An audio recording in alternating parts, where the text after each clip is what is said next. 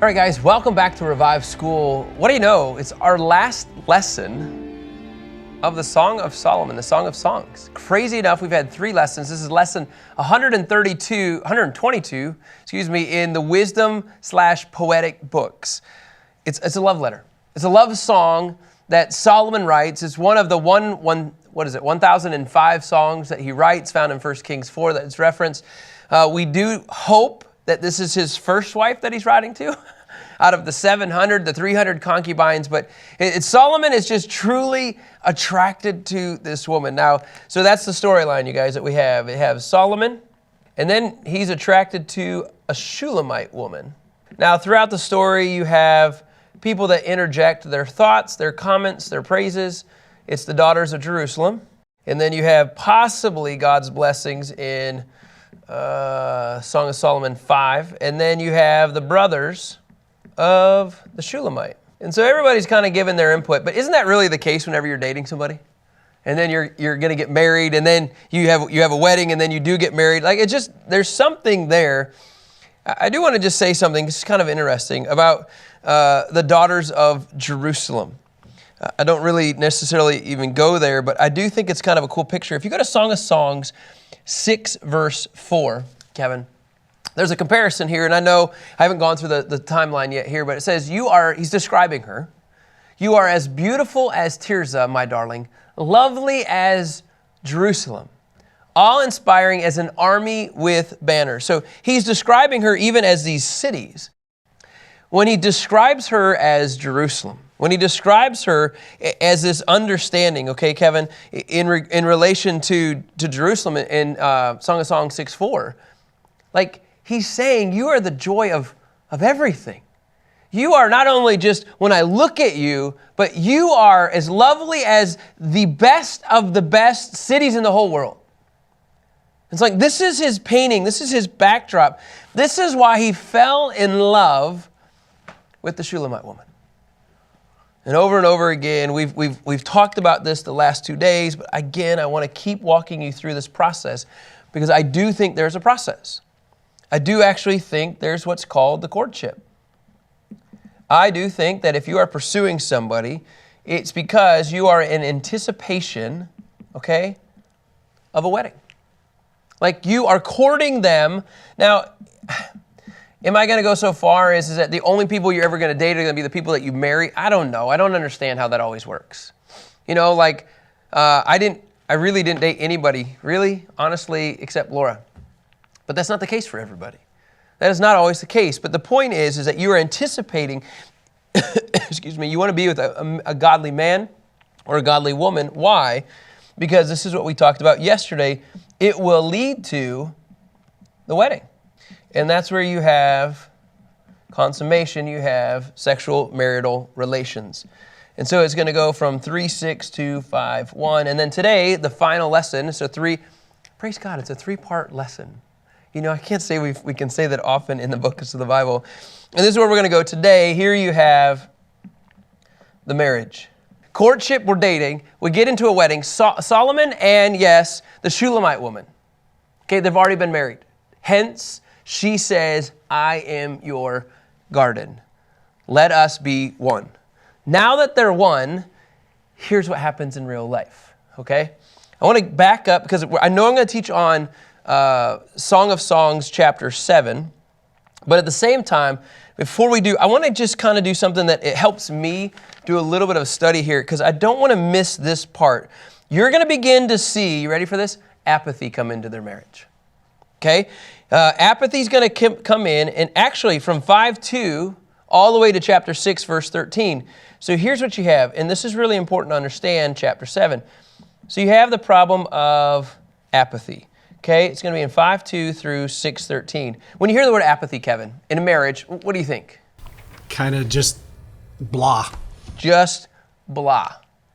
Yeah, we're just kind of existing, just kind of going through it, or just meh. I wanted to save that for you. Okay, thanks, Kevin. So, all right, within this apathy, here's what happens. In chapter 5, 2 through 8, you have, and let's describe this a little bit, you have indifference and withdrawal, okay, in their relationship.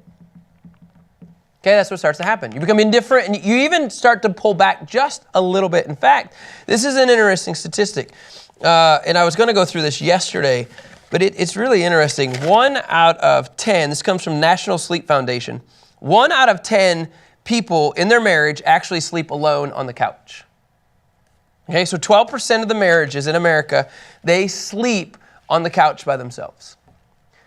That's what this starts looking like. Indifference and withdrawal. Okay?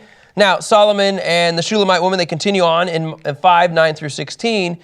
There's something that changed, praise the Lord. There is what's called a renewed affection. Okay? A renewed affection. So somewhere you have to go from the indifference and withdrawal to the renewed affection. And so what you see in Song of Song, chapter 5, verse 9, is that you are still seeing, you're going to be seeing the beginning stages of the woman describing her passion for him again. Okay?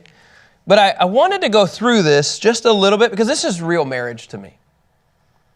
Oh, I love my girlfriend. I'm going to marry her. I married her. I love my honeymoon. I love my time, regardless of where you're at. You can't always stay in the honeymoon phase. And then as you go through life, you go to jobs, you start taking care of each other, start eating, working, playing. You kind of become indifferent and withdrawal at times. That's just really what happens in marriage. Look, you can say it didn't happen to you, praise God, but I think it happens in little pockets for all of us. Somewhere in there needs to be a renewed affection for each one of us, okay? In this process, somebody actually needs to then take steps towards reconciliation, okay? In 6, 1 through 3. So what does that look like? Well, in 6, 1 through 3, this is kind of an interesting one. It says, where has your love gone, most beautiful of women? Why? Which way has he turned? We will seek him with you. So there's support. These daughters of Jerusalem say, we're with you. Okay, we're going to help you find him. Verse 2, then it says, my love has gone down to his garden, to beds of spices, to feed in the gardens and gather lilies. Verse 3, I am my love's and my love is mine. He feeds among the lilies. In other words, okay, let's get back to how God designed us. And I'm talking about marital relations here, you guys. I'm actually talking about the time that you actually have sex with your husband or your wife. I think what happens is people get married, they have a honeymoon, they love it, sex is amazing, they get married, they go through life, and then you know what happens? You just don't make time for it. You just don't really make time for what God designed to be in the garden. Not trying to be graphic, not trying to be but what you see in Song of Songs chapter 6 is that the woman says, hey, look, I'm in again, let's go. Somewhere in there, it needs somebody to take the initiative to see reconciliation in marital relations. And I'm actually talking about physical marital relations. This is what I'm talking about. Now, watch this, okay? This is important to understand chapter 7. Okay, number 4, indifference, withdrawal, renewed affection. Something kicks in. Somebody says, hey, we'll help you find him. She says, I'm in, let's do this. And then number 4, you begin to see restoration. Okay? And this comes from Tom Constable, restoration of intimacy. Okay, in 6, 4 through 13. So that's what you see. Solomon then says, hey, by the way, here it is. You're as beautiful as Tirzah, my darling, lovely as Jerusalem, like awe-inspiring as an army with banners. Turn your eyes away from me, for they captivate me. I can't look at you anymore. And then he says, look, your hair, Kevin. The goats are Here back. it is. Your hair is like a flock of goats streaming down from Gilead. Your teeth, your teeth are like a flock of ewes coming up from washing, each of having a twin and not one missing. You got all your teeth. Man, Kevin, it's an incredible picture. In fact, it makes me think of this incredible graphic of Solomon and his wife. Look at this, you guys. The flock of goats, amazing hair, amazing sheep. And then look, here you have the tower of the neck. You have everything, the honey that's dripping. Oh my. And then here you have the breasts that are the 2 fawns. I mean, it's an incredible picture. Who wouldn't want to fall in love with that lady? Not me. But apparently Solomon does. And what's interesting in this is as the scripture continues, he begins to describe her more and more. And I'm telling you, what you see is there's a restoration of intimacy. And it comes from somebody, I have to tell you this, somebody has to take the initiative. Somebody in your marriage has to take the initiative and say, you know what? I think we've lost our steam a little bit. I think we've lost our passion, our desire for one another. I think once you've had kids and life, you're kind of like, Somebody needs to have a renewed affection, take steps towards this reconciliation of actual marriage relationships. And what do you know? There's going to be restoration that's coming. So why did I go there? Because in chapter 7, you will begin to see the communication, of affection. What you're going to begin to see, is how does this look like? What does this look like specifically in 1 through 10? How do I communicate? Let's go back to how it used to be on the night of our wedding. How do we do that? How do we get to this point? We were dating, we were anticipating it, we had marriage, we did it. Oh my goodness, it was amazing. And now we're married and well, I'm just going to tell you now, the daughters of Jerusalem, which means they're friends, which means they asked them, how are you doing? It's super awkward, and I'm pretty sure I've never had this conversation with Kevin, Rich, or Tom. Hey guys, how's your sex life? I've never gone there. In fact, I'm getting a little blush right now. But you need the daughters of Jerusalem to say, man, this is how God designed it. I need you to consider this because we want your marriage to be as healthy as possible. Why wouldn't we want that for everybody?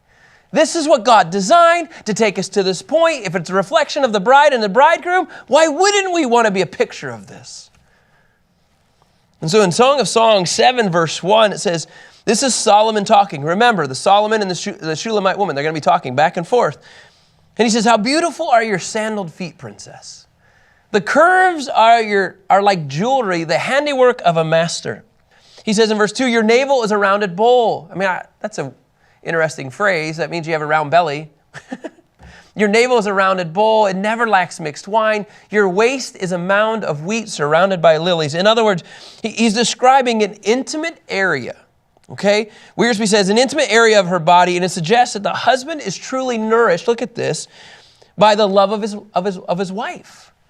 So there's nourishment that actually comes from sexual relations from your wife, from your spouse. It says in verse 3, your breasts are like two fawns, twins of a gazelle. He's describing everything beautiful about his wife. It's like he's just fallen in love again. Your neck is like a tower of ivory. Your eyes are like pools in Heshbon. In other words, these refreshing ponds, these refreshing waters by the gate of Bath Rabim. Your nose is like the Tower of Lebanon, looking toward Damascus. In other words, the capital city of Syria. Your head crowns you like Mount Carmel, the hair of your head like purple cloth. In other words, there's royalty here. And a king could be held captive in your tresses. Everything I see about you, I love. I almost feel like he's just quoting again the very beginning of Song of Songs when he was describing her in anticipation of this. He continues on and he says this in verse 6, how beautiful you are and how pleasant my love with such delights. You guys, there it is. Like God has given us our spouse to enjoy. Your stature is like a palm tree. Your breasts are like clusters of fruit. And I said, I'll climb the palm tree and take hold of its fruit. May your breasts be like clusters of grapes and the fragrances of your breath like apricots. And I love verse 9. He says, your mouth is like fine wine. In other words, when I kiss you, it's truly like drinking wine. So here you have Solomon painting the most incredible picture of what I see, a man who's been revived in his marriage. A man who's been revived and not just coexisting, walking around the house, taking care of the kids, going to your job. You're an empty nester and you guys are doing your own thing. No, I see a guy who's revived in saying, I want to participate in how God designed this. I want to participate in the fruit. I want to participate in the spices, in the pomegranates. I want to participate in gazing into your eyes. Like I want to experience a picture of what God intended true sexual relationship to be like. How does this happen? I want to back up really quick. Not really quick. I want to take some time here. Kevin, can you go to 6 verse 13? Song of Songs 6:13. This is an interesting way to look at things. But in order to get to Solomon painting this picture, he's on the same page. He says, come back, Shulamite. Come back, that we may look at you. Why are you looking at the Shulamite as you look at the dance of the two camps? Now, this two camps mentality, okay? Forgive me, I might pronounce this wrong. So this word, Mahayanam, the two camps, okay? It should take us back, and Wiersbe says it this way, as two armies. It takes us back to the time of Jacob when he was about to meet his brother Esau, okay? He was very afraid. He didn't know what he was going to experience. In fact, if you can go to Genesis 32, verse 1, Jacob, it says in Genesis 32:1, says, Jacob went on his way, and God's angels met him. So here's what happens. God truly gave him a vision of an army, okay, of angels sent from heaven to protect Jacob. Jacob was getting ready to fight, or not really, but coming to meet Esau. And then God sends what, Kevin? He sends a place, he sends the armies. And it says, so Jacob called this place where he saw the two armies, the army of God above him and his own army as retainers around him. So he sees the heavenly army and then his own army. Where this happened, this place is called Mahayanam. Okay? This is God's camp, where God's presence was there. Here's where you have to understand something. The wife is not viewed as the enemy. The wife is not viewed as the battle axe. Okay? Now listen to this, hang in here. The wife and husband are like two armies marching together, each helping and defending one another. They're not the two armies that are against each other. And so when he says, like, he wants us to be viewed as one, they didn't battle against each other, but they attacked, look at this, anything that will threaten their marriage. So the heavenly and the earthly came together. You see this? They came together and they're on one page. But if you view your spouse as against you, not on the same spiritual page, not on the same earthly page, I have to tell you, you will always be fighting at each other, and you'll never get to this point where you can enjoy one another. In this picture, you guys, of him saying, finally in verse 9, your mouth is like fine wine. And then she says this, flowing smoothly for my love, gliding past my lips and teeth. In other words, she hopes, as MacArthur says, that the wine would flow greatly over his lips and teeth and please him. So now she's saying, hey, look, yeah, your mouth is like fine wine. But now he says, hey, look, I want this to please you as well. And she says, okay, this is kind of cool. In other words, they both respond to each other. It's not him saying, I want this. She says in the same time, in verse 10, I belong to my love and his desires for me. You know what she's saying? I'm in. In verse 11, it says, the wife took initiative. I don't know if you took a poll in America today, who desires more sex in your marriage, the husband or the wife? I'm willing to bet it's most of the time the husband. Maybe, maybe not. That's probably the scenario across the board. So when he expresses his desire to connect, look what she says. She says, come, my love, let's go to the field. Let's go back to the country. Let's spend the night among the henna blossoms. And just so you know, she refused that in chapter 2 earlier. So in the dating period, she refused it. But now she's saying in their marriage, yes, come on, let's go. Come, my love, let's go to the field. And she says in verse 12, and I'm going to say this in a funny way, let's try old things and new things. Let's go early to the vineyards. Let's see if the vine has budded. If the blossom has opened, if the pomegranates are in bloom, there I will give you my love. In other words, I just want to tell you this, from a marriage standpoint, like in order to spice things up with your sexual relations with your spouse, get out of town for a day. Get out of town and go find a hotel. Go 3 hours to Eureka Springs. Go back to your, whatever it is, go to a place that takes you away and that you guys can reconnect so that this is actually a desire. And that's what they say happens. Let's go.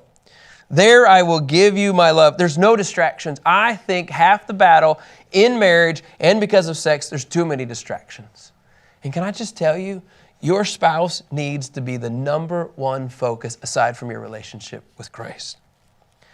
And in fact, she says, there I will give you my love.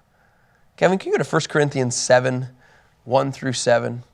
It's a New Testament supporting verses that go along with this chapter. It says, now in response to the matters you wrote about, it is good for a man not to have relations with a woman. Now watch.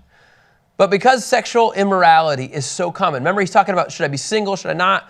Because sexual immorality is so common, each man should have his own wife, and each woman should have her own husband. So the preference is, look, because sexual immorality is such an issue, because of lust and pornography and all of the stuff that's out there, because it's constantly coming at you, it's good if you actually have a spouse. So you don't give into these things. Now in verse 3, it says this, a husband should fulfill his marital responsibility to his wife, and likewise a wife to her husband. In other words, they should support each other in the sexual relations. Now watch in verse 4. A wife does not have the right over her own body, but her husband does. In the same way, a husband does not have the right over his own body, but his wife does. In other words, do you remember when we talked about the one flesh deal? This text right here says, by the way, you guys need to give each other up to please one another. You don't have the right to say no. The reality is you're here to please one another. And that's exactly what the scripture's talking about.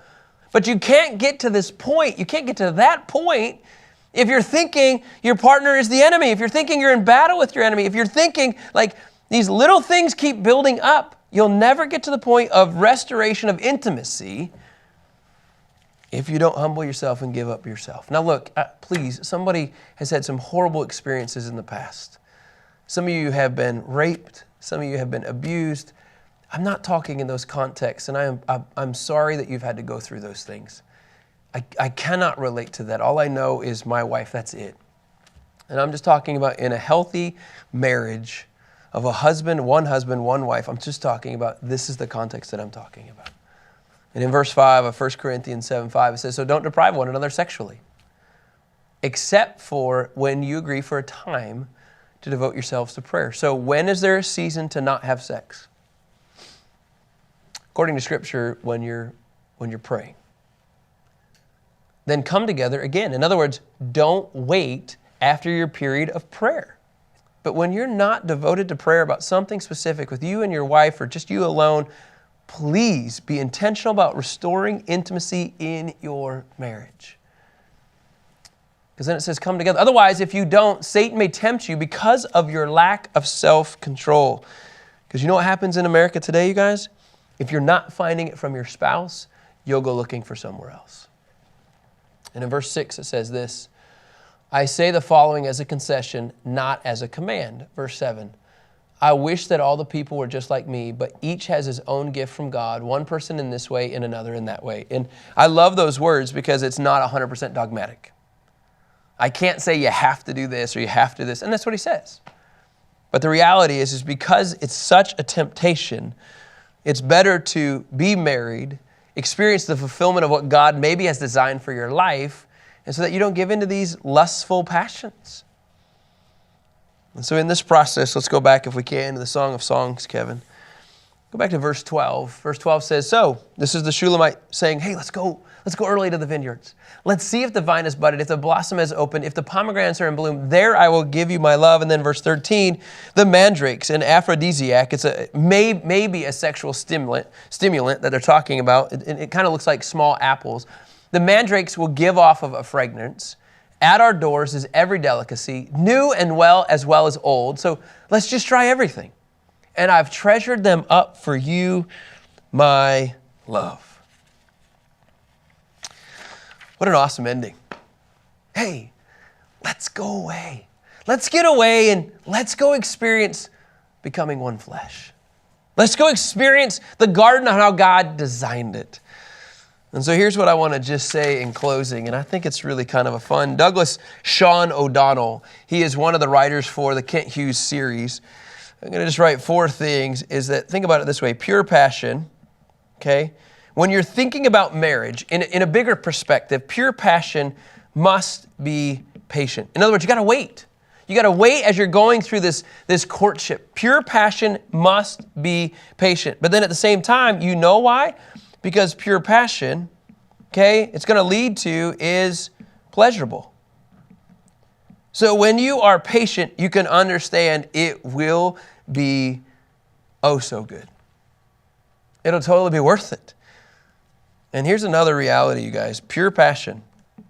This is a summary, in my opinion, of Song of Songs, these 4 that I'm going to go through. Pure passion is a protection against impure passion. You know what I mean by that? When you and your wife are having really good sex, and you and your wife are experiencing like the one flesh, how God designed, you really are the groom and the bride. You're walking this out. You know what it does? It just keeps all of the enemy away. You're not looking at your phone. You're not at the computer. You're not addicted to these stuffs. Why? Because you're in love with your wife. It's a protection. And then here's my favorite. Pure passion is a promotion of the passion. And what do we mean by this? Pure passion is a promotion of the passion. When you are so drastically in love with your wife, and people know it, you're holding hands. I'm serious. Like you actually put your arm around her. Your kids notice that you kiss every day, or you pick up your wife because you love her, or you're outside in the world and people say, man, you've been married 17 years, or you've been married. How many years have you been married, Rich? 24. It'll be 24 April. 24 years. Like when people notice, like that's different. When your marriage is a reflection of the love of Christ, because as Christ loved the church, you're to love your spouse. When people begin to notice that, guess what? He gets the glory. Christ gets the glory in all of this. And it makes me go back to our word, bridegroom. Christ is the bridegroom. And what do we mean by that? It means that Christ is truly excited to be connected with his bride. And so when we do that in our earthly marriage, it points to the bigger picture of who Christ is and the church. Kevin, if you would you go to Ephesians 5:25, please? Ephesians 5:25, Christ is the bridegroom, and that's your one word that we've been talking about. So here's your challenge.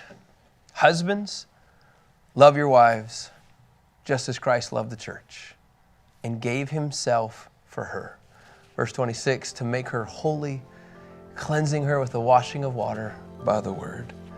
When we live by this, not only is your marriage exciting, fun, challenging, but healthy, then he gets the glory. People really begin to see who the real bridegroom is and that he's ready to come back for his bride. All right, guys, this is the Song of Solomon. This is the Song of Songs.